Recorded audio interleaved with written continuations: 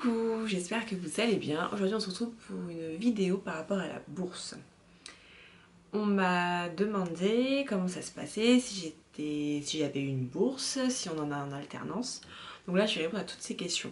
Je vais commencer déjà par rapport à l'alternance. Alors en alternance on n'a plus la fameuse bourse sur critères par rapport aux critères sociaux. Parce qu'il y en a plusieurs, ah oui. Voilà, sauf que on peut avoir d'autres aides, comme par exemple une aide si vous avez passé le permis, que ça vous a coûté un certain prix, vous pouvez vous faire rembourser jusqu'à 500 €. Moi c'est ce qui m'est arrivé, j'ai pu me faire rembourser 500 € en alternance, je précise.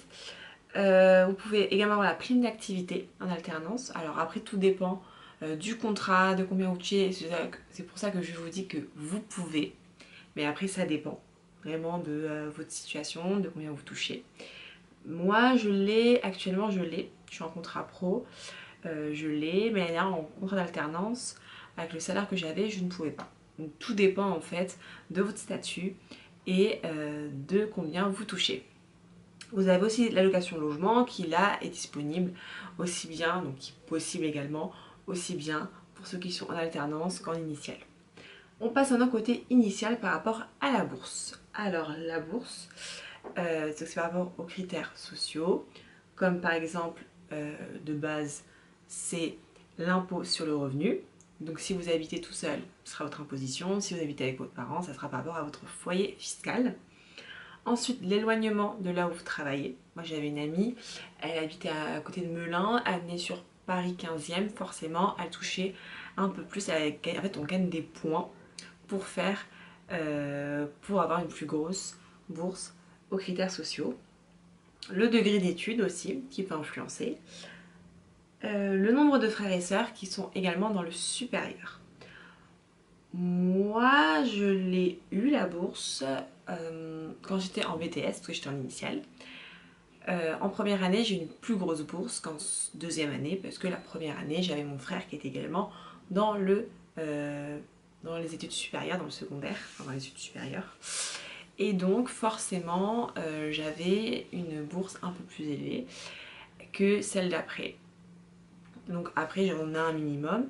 Et ce qui était intéressant, c'est que la troisième année, quand je suis arrivée en licence, je ne savais pas si j'allais faire ou non de l'initiale ou de l'alternance. Donc j'avais fait quand même ma demande pour avoir ma bourse. Et le fait d'avoir fait ma demande, donc ça coûte 4 €, il faut la faire généralement avant le mois de mai, donc faites-le vite, hein.